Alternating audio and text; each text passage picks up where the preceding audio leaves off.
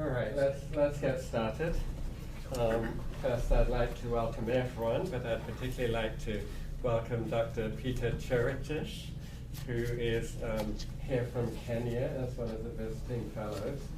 He's actually a guest of the Yale School of Nursing, with Anka being someone who he's worked with in the past and hopefully will be continuing to work with. Peter it really has had a number of hats in the past and continues to wear a number of hats. He's presently the Deputy Director of Medical Services in the Ministry of Health of Kenya, but he is also head of the Division of Strategic Health Information and Research. In the past, he has been the head of HIV prevention at the National AIDS STD Control Program. So as you can see, he comes with a tremendous amount of experience in HIV, STD control.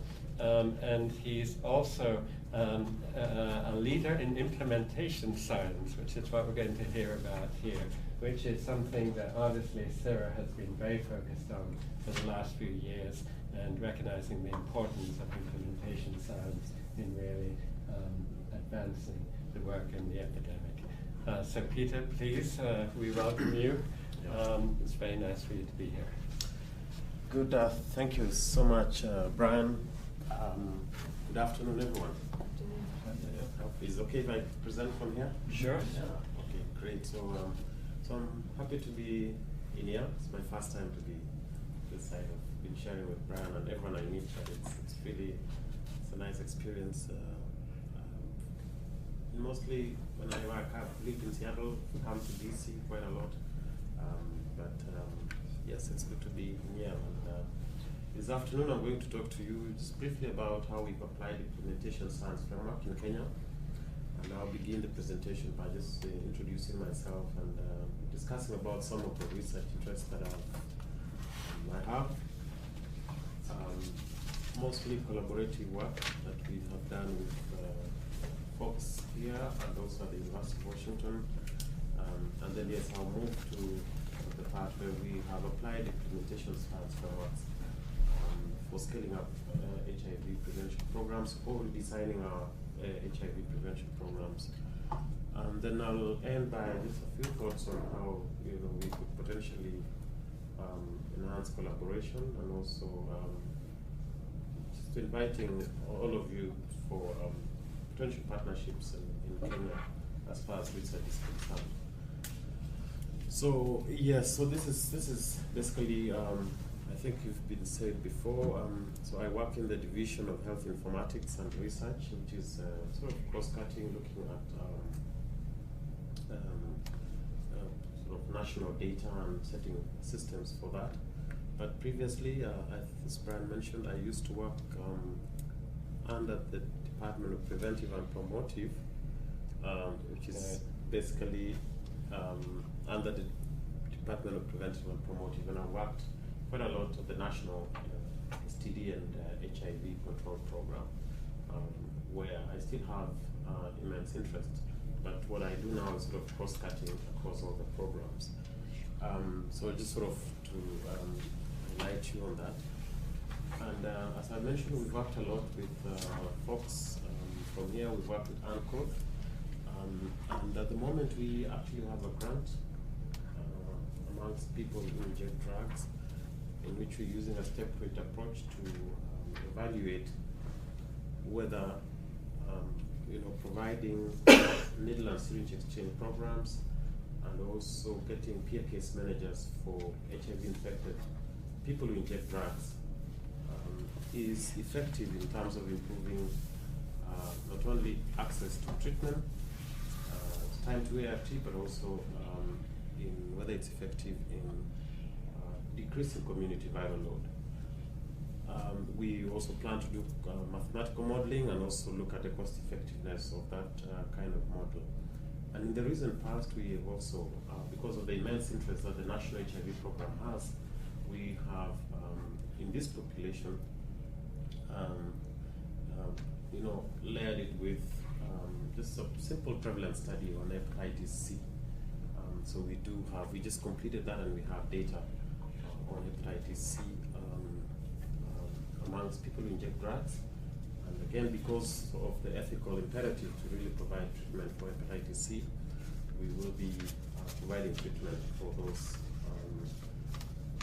people who inject drugs who are hepatitis C infected. And so this is something that is also exciting, and we're looking forward to finalizing this study in the next few months. We've worked also with UNCOT in terms of improving access to testing and testing different strategies for getting to adolescent women and girls at high risk. Currently also we are beginning an implementation science project to optimize pediatric HIV diagnosis by redesigning clinic flows and systems around in HIV clinics.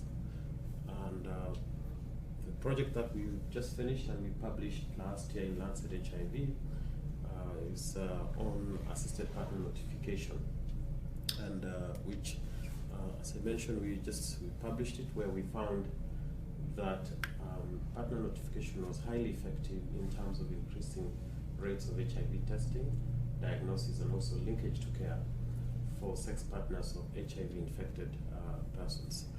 And this study was part of the body of knowledge that WHO used to issue their recommendations that came out in December 2016, urging countries to adopt partner notification as a way of increasing access to HIV testing services, providing a targeted approach to HIV testing, and hopefully improving access to the goal of the first 90 of UN AIDS. So we are very privileged to be part of the evidence that we provided to WHO. But apart from that, we have in Kenya been very much involved in scaling up HIV programs. Part of the work that I've done is a lot on HIV testing, and we did way back in 2007 introduced HIV self-testing as part of our national guidelines. Unfortunately, though, the global momentum didn't really peak until just recently, when again in December 2016 WHO formally recommended it. I worked a lot on pre-exposure prophylaxis and working on stakeholder consultation way before the trial results came in.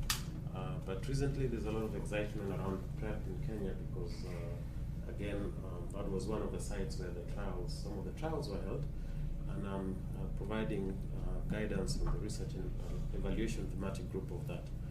We have scaled up male circumcision that I'm going to describe to you in greater detail shortly. And also re-engineering HIV prevention in Kenya, which I'm going to talk about shortly.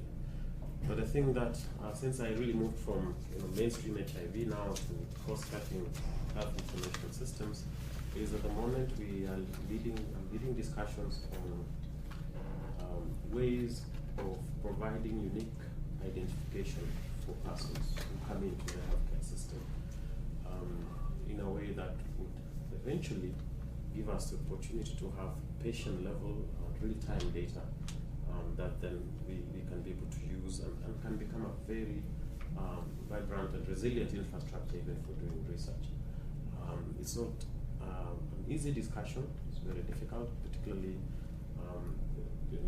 debates around the use of biometrics, and some groups in Kenya were saying, no, probably this is not the best way to go.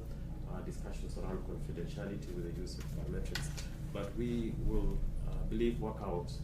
Eventually, it might sort of be an algorithm or some sort of a combination of several items that will then create the unique personal identifier. So this is an area that I'm currently engaged.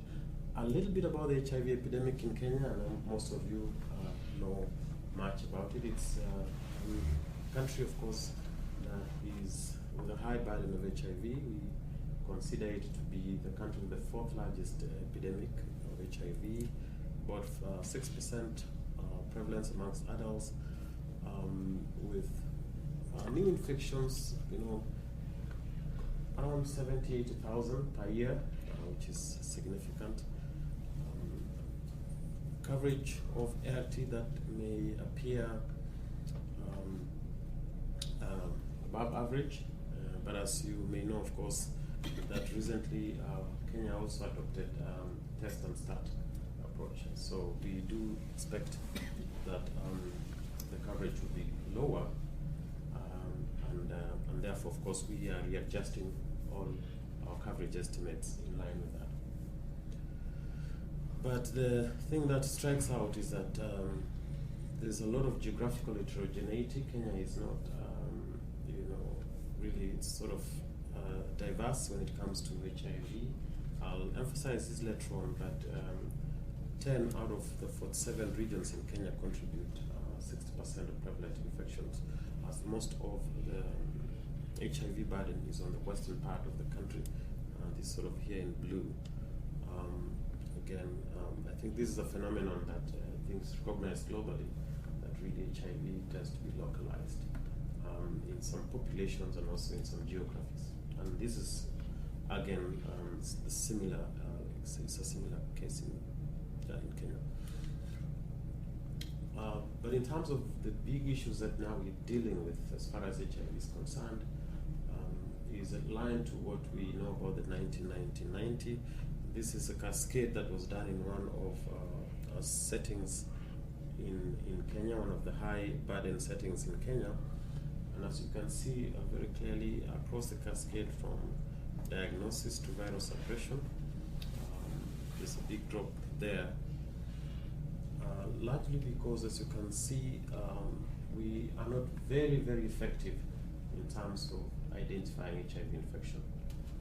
And so just about 60–70% of people who are HIV infected know that they're HIV infected, so giving us a very good gap.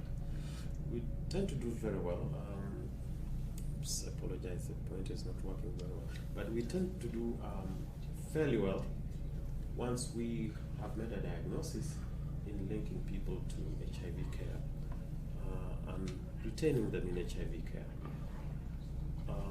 Probably not as well in starting treatment, but as I've mentioned before, we are now moving to start and treat. So the guidelines is that within 2 weeks of diagnosis, we should be on treatment. And so hopefully that part of the cascade will be addressed. Now from this you can get an impression also that once you're on ART, you tend to get suppressed. But I think what this belies is the fact that the time to suppression is probably fairly long. And we don't have many studies that have actually quantified the time to suppression.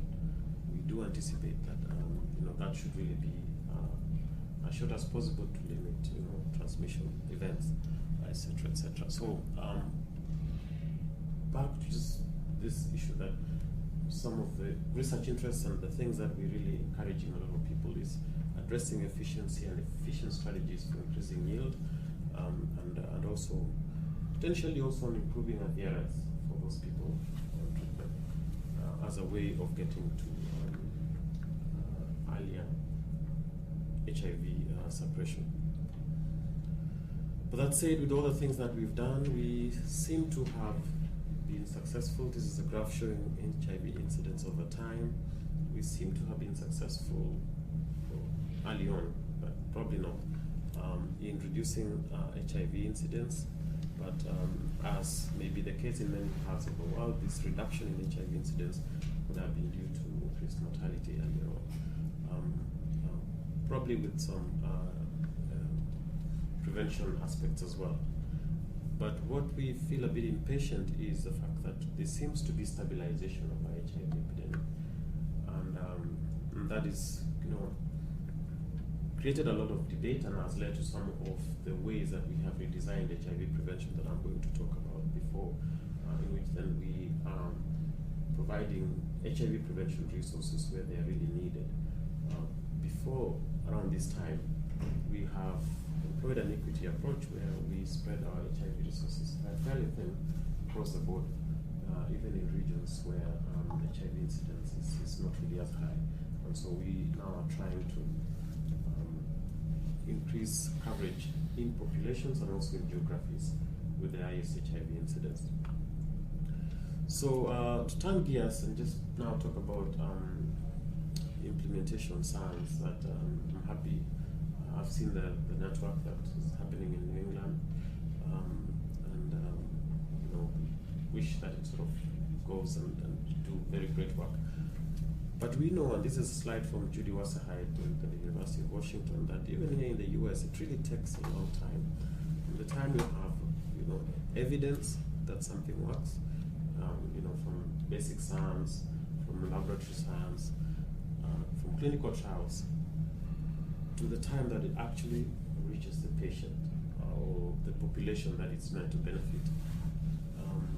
So this estimation may take up to 17 years to turn 14% of science to benefit patient care. So this is the thing that I know all of us who are interested in implementation science really aim to address, and is you know, is something that also in Kenya we're really thinking a lot about. But luckily, as mentioned, there seems to be a lot of interest now in implementation science, and these are the trends that we see as far as publications are concerned. I know there's still debate on what implementation science is, whether it's science or display or an emphasis. I think everyone has an interpretation of what it is, but I think what is clear is that it's certainly a new way of doing things in a way that we increase the speed and the fidelity with which we provide or we bring evidence to practice and policy. This is the framework that we use, at least at the University of Washington, and again, this could be a debate in terms of just the building blocks of implementation science, and my presentation will try and, you know, because of time I may not cover all these domains, but as you might see, in Kenya we've tried somewhat unconsciously, you know, some of the work we did was actually before even implementation science was going, but when you look back, you actually see that we've applied this to increase the speed with which we bring evidence to scale. Again, including economic evaluation, and from where I sit, particularly from the Ministry of Health, and as a policymaker, I've increasingly seen that a lot of people who make decisions around funding, yes, they will be interested in the evidence, yes, but you really need to tell them what it means for them in terms of cost effectiveness and also in terms of budget impact. This is, to me, from where I sit, a very important piece in terms of convincing policymakers and funders to actually be able to take up an intervention to scale. And I'm happy, at least I've seen in the last few years, a lot of grants and research proposals tend to include an economic evaluation piece in their protocols. So a lot of that, and you know, issues of stakeholder and policy analysis, we've used that a lot in Kenya, and I think I'll sort of go through that. So I'll move ahead and take you through two case studies in which we've applied this framework, not in its entirety. Some of these more domains more probably applicable in other settings more than others, but just so you know. So for male circumcision in Kenya, we knew, of course, way back in 2006 that male circumcision was effective in preventing female-to-male acquisition of HIV, female-to-male acquisition of HIV, and as a country, we made some steps to make sure that it was available for people. This is the evidence that has been summarized in these three papers. Basically, if you look at the last row there, we know for sure that the number that we talk about now is 60% protective effect. And over time, in some of the trial sites, we've actually seen that effect increase to almost 70%. And so it is an intervention, and the best value of it, everyone would buy it. You know, it would just be an easy sell, closer to a vaccine than anything else. But why I find this a very good example of implementation science is that when there was agreement, we have 3 great trials, well designed. It took quite a long while from the time the evidence was available. Some of the initial results of male circumcision and HIV acquisition was way back in 2005. But as you see, it took about 3 years before the first force scheme was removed. So again, this is the classical case that 3 years may not appear a long time, but it is indeed a long time when it comes to saving lives. Again, of course, there are a lot of things that were happening around that time. Countries were consulting. There was a lot of consultation, particularly amongst groups, cultural groups.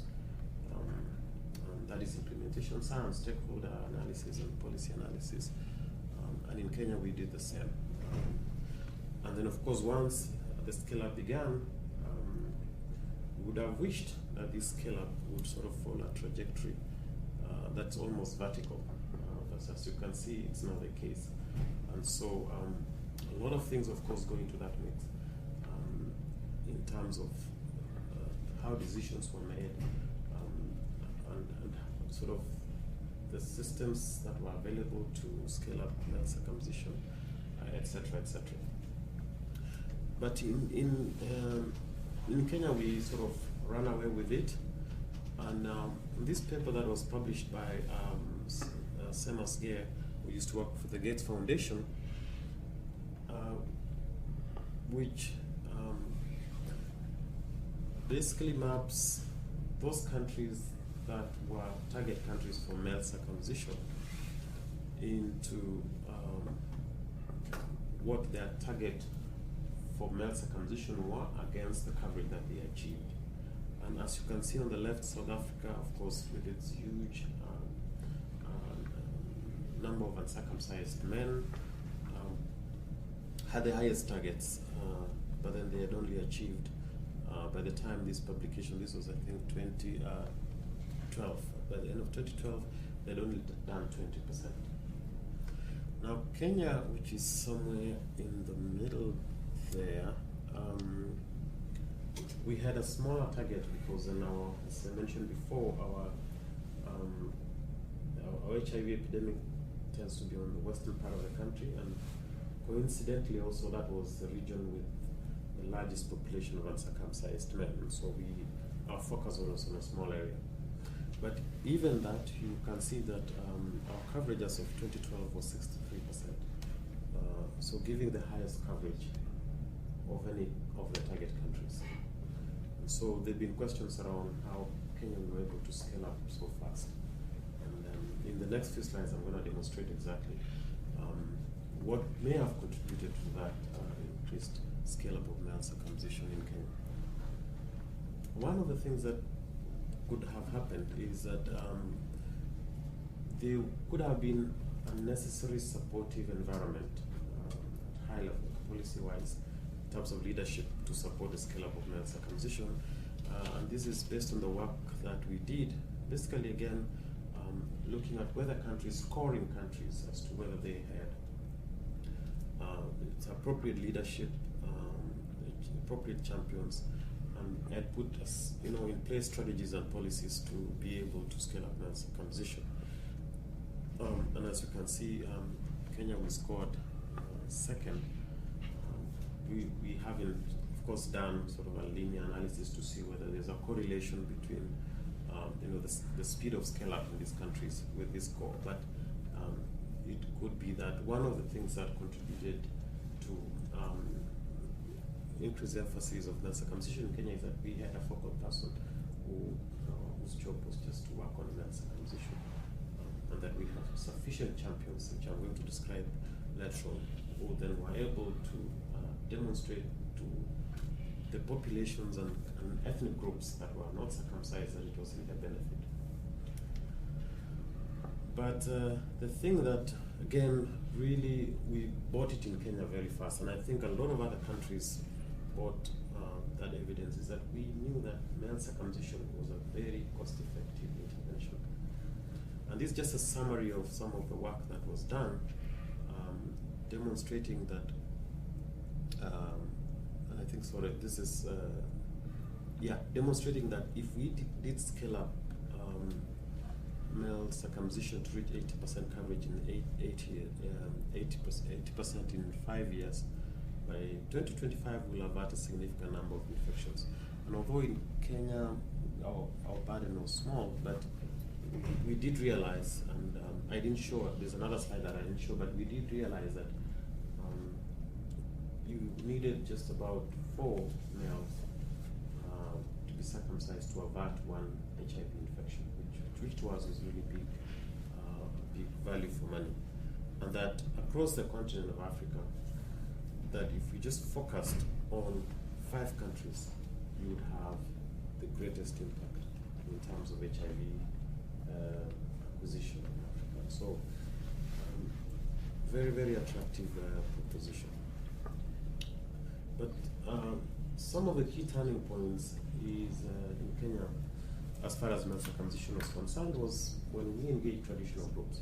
This man was a leader, is a cultural leader of the ethnic group that was our target population. It was difficult to convince him, but we had a lot of discussion with him, pointing out what the benefits of saving lives to his people and the opportunity to make history. I do remember when we engaged in an ISCO, in the initial part of the engagement, we had developed a policy for male circumcision, and we had titled it Policy for Male Circumcision in Kenya.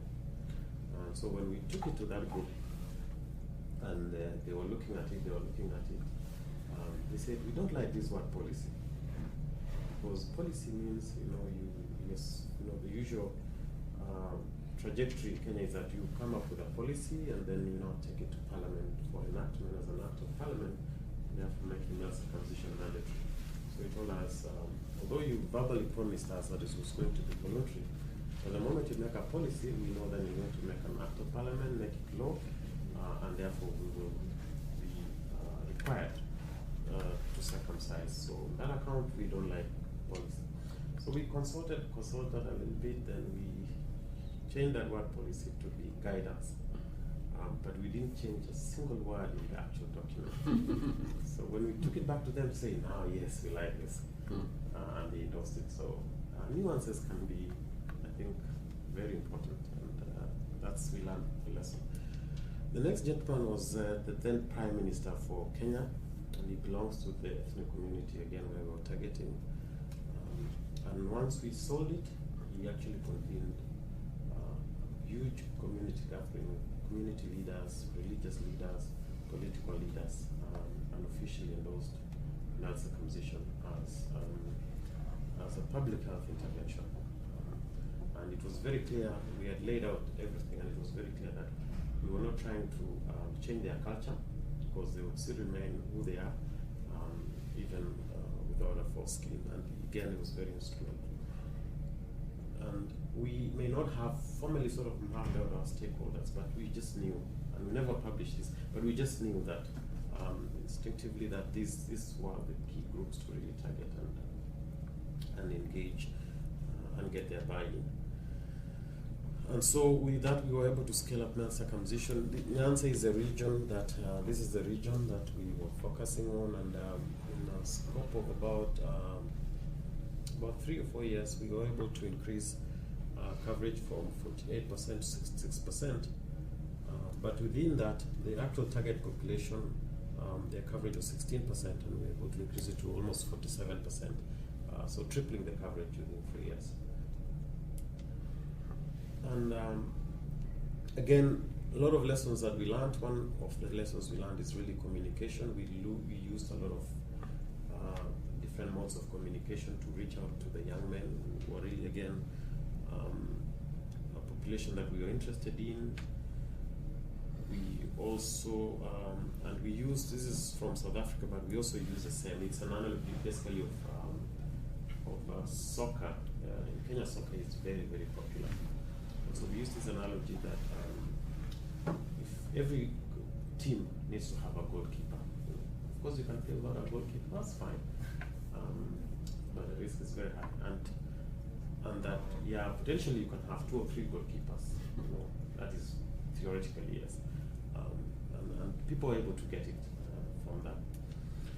We employed a lot of service delivery channels, including again allowing nurses to do circumcision. We had to change the code of practice for nurses so that they can actually do circumcisions.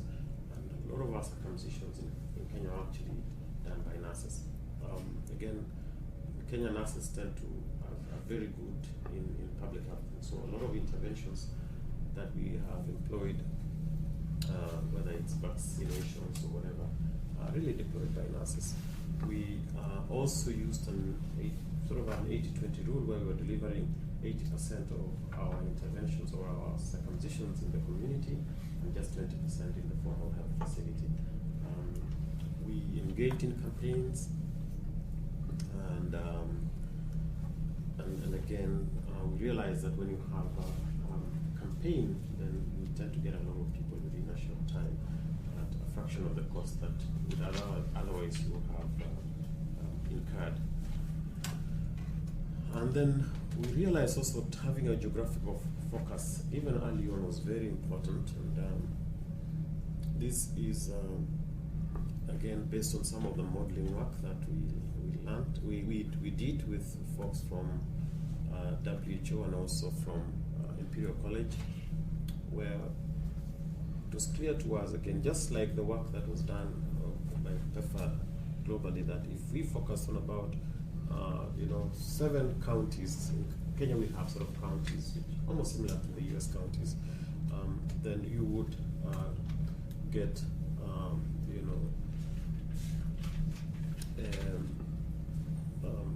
the largest number of your numbers that we wanted to engage. And so we did a lot of focus in these counties. We also experimented with models of efficiency, and one of them was called the MOVE, which was promoted by WHO. And the idea was just basically to have an assembly line approach to the circumcisions. Because traditionally what we do is that we will have 2 surgeons, which is basically 2 nurses, and one doing the surgery and the other one assisting. We also have an infection sort of person to sort of do the cleaning and everything else. And in the MOVE concept, what we did was that we just wanted the surgeon, as you can see from here, you only have basically the initial setup. This is sort of what we do. But in the MOVE concept, you have sort of the initial setup, the cleaning, the draping, and the counseling being done mainly by an assistant, basically 2 assistants, an assistant, 1 or 2. And then the surgeon would sort of come in just at the point that you need them with this actual circumcision. And then they move on to another patient while the rest of the procedures, sort of the cleaning up and eventual counseling of the patient is also done by assistants. So that way, things then would sort of move rapidly. So, use of task sharing and task shifting is a concept that we also employed in Kenya. Again, this is based on work from Bollinger and Group, and was part of the,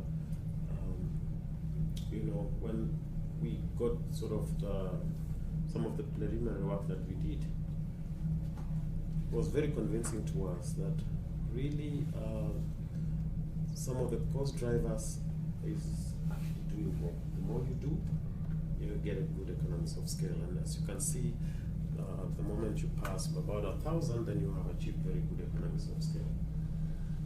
We also learned, and this is based on work that was in Kenya, is that as providers get more experienced, as they do more circumcisions on this column, then the mean duration goes down, so they become more efficient in what they do. So they spend less time per patient, and also the rate of adverse events goes down. So again, this was part of the mix and the things that we learned along the way as we were scaling up male circumcision. And so the impetus to train. And the other thing that I haven't presented to you is that we made a comparison between clinical officers and nurses and also doctors. And we realized that surgeries by clinical officers. The clinical officers are basically medical assistants, it's a cadre below doctors. That they are equally as good and they're able to do circumcisions safely. With similar outcomes. So some of the lessons that we learned from scaling up circumcision is that we were sort of making a decision as a country early on that you want to scale up your circumcisions within the shortest time possible with a high intensity to achieve population coverage was very, very important. And so everything that we did was geared towards that. And I remember telling my team that we need to be out of business in 5 years' time. And so everything in terms of the strategies that we used, the models of service delivery, some of the policy decisions we made was geared at ensuring that we do that.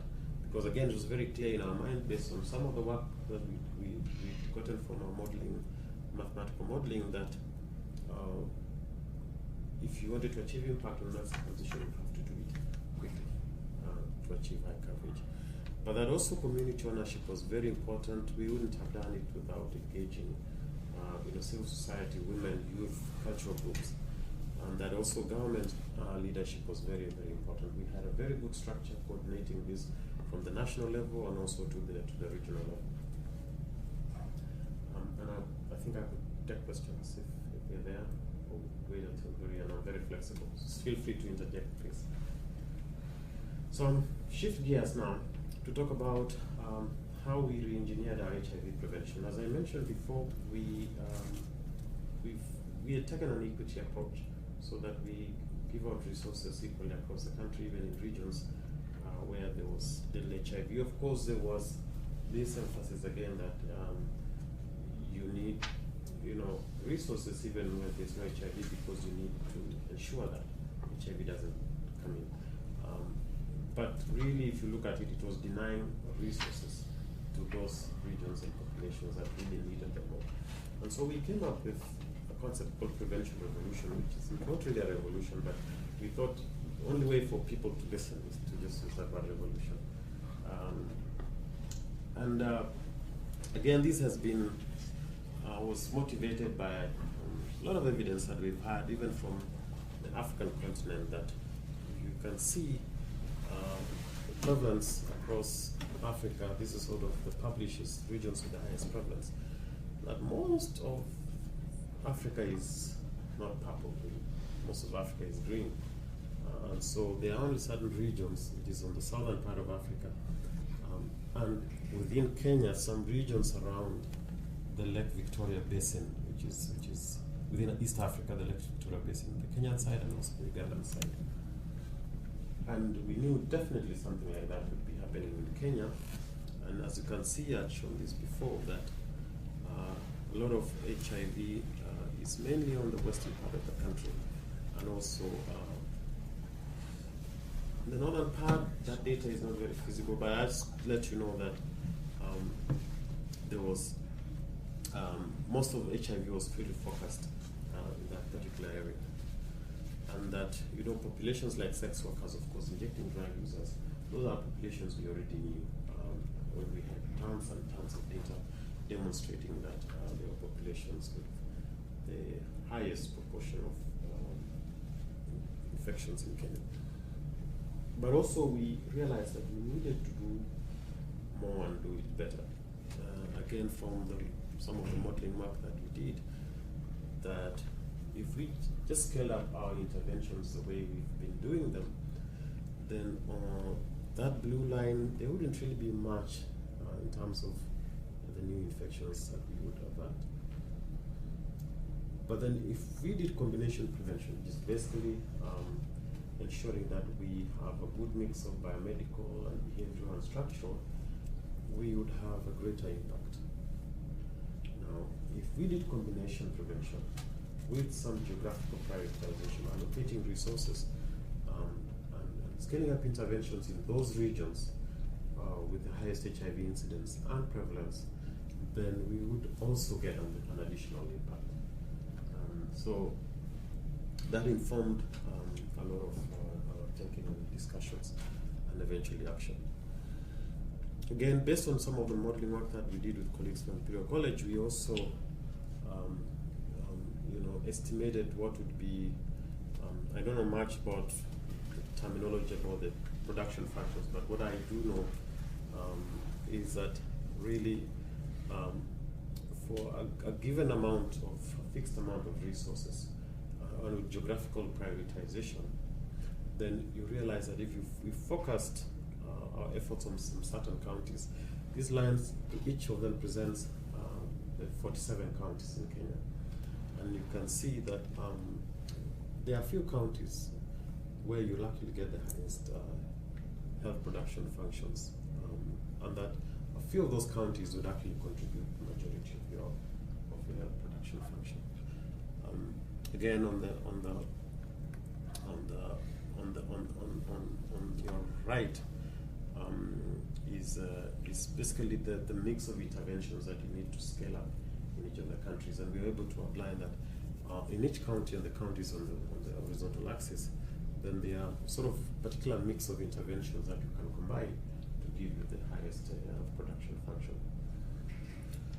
We also knew that, again, basically almost the same order, that depending on the county and maybe the HIV prevalence of that county, of course, without geographical information, then you basically do the same thing everywhere. And this is what we see up here.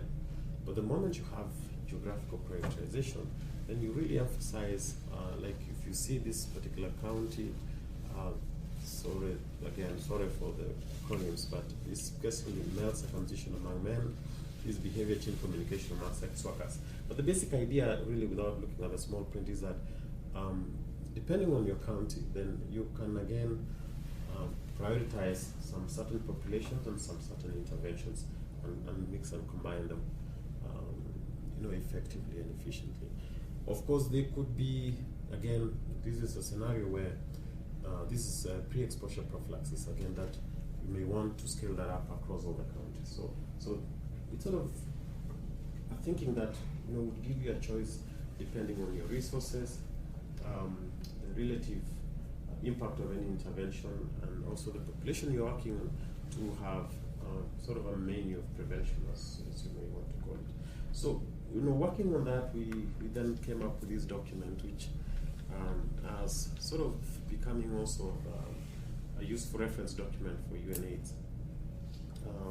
First, of course, we were very bold that we wanted to have countdown to zero new infections by the year 2030.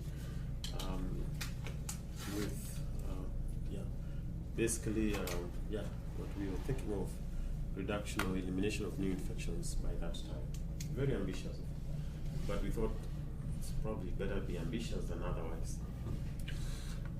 And the difference we wanted to make is that we wanted to move away from an intervention-driven approach to a population-driven approach.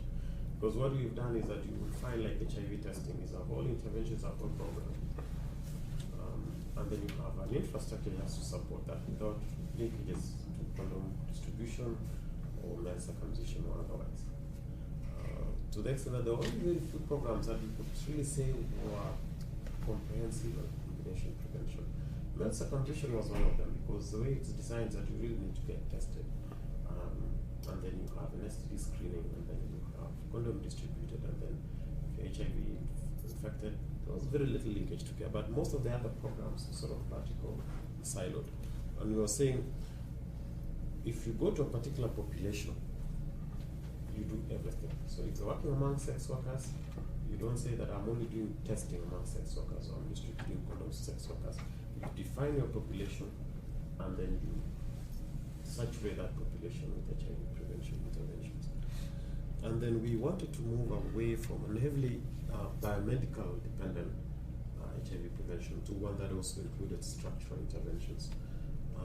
And then we wanted to move from a health sector-driven approach to one that made HIV prevention everyone's business.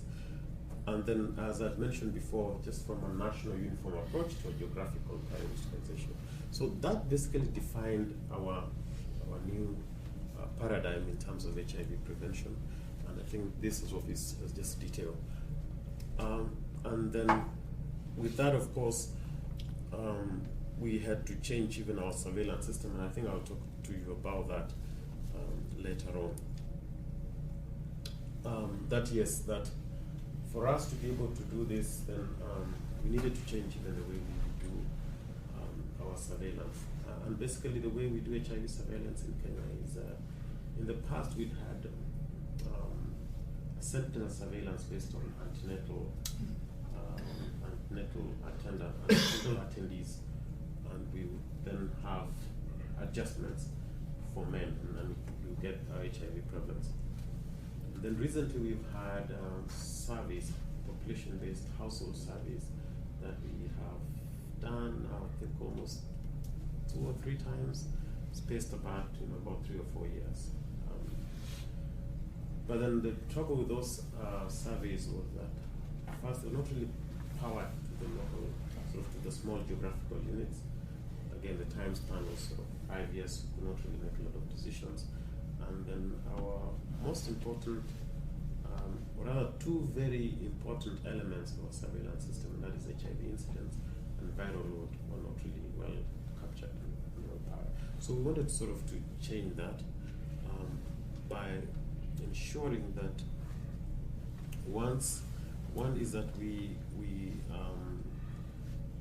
invest in case-based surveillance, so that case-based surveillance becomes sort of the routine way in which we pick up our HIV and new HIV infections, and using technology and geographical information system as well, so that they're embedded in national programs. And as a matter of fact, now we are beginning our pre-exposure scale-up for HIV prevention, and what we've decided is that we will have a cohort-based approach, and so you're enrolled into PrEP. Of course, there's a combination of prevention, but then we have your unique identifier, and we can be able to track the time that you start, time that you stop, you start again and stop along cascading and longitudinal approach. That way, then we can be able to estimate even the person times on PrEP, and eventually be able to model the impact. So again, these are some of the thinking and the discussions. And then before viral load was really just used for patient monitoring. But we are now sort of engaging all our stakeholders to see viral load also as a public health outcome, as a prevention outcome, and so becoming really part of our national surveillance system. And so this is again what we have, some of the initial data we have, sort of indicating again what we already know. Just the HIV incidence is really confined to a few counties, and hopefully, of course, we are still we haven't gone far in really defining a new research agenda, but we see it a lot in terms of a lot of implementation science would be required, because a lot of issues that we have raised here would require implementation science, including answering the big question whether our shift to a more focused approach, geographical prioritization, actually would accelerate the decline in terms of new HIV infections. We don't really know. We sort of made a leap of faith and decided that was the most logical thing to do. But whether it would have a greater impact is something that we are yet to really define. And yes, and again, a lot of all those things that are laid out. And so really, summarizing all those things and looking at how we scale up male circumcision and how we re-engineer HIV prevention, our belief, and this is again based on a model that was published by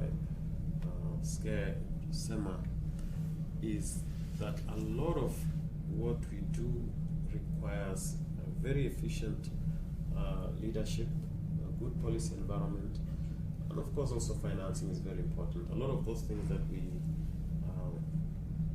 like male circumcision, we would not have done without the appropriate financing. And then government leadership in terms of ensuring that you manage both supply and demand is very important.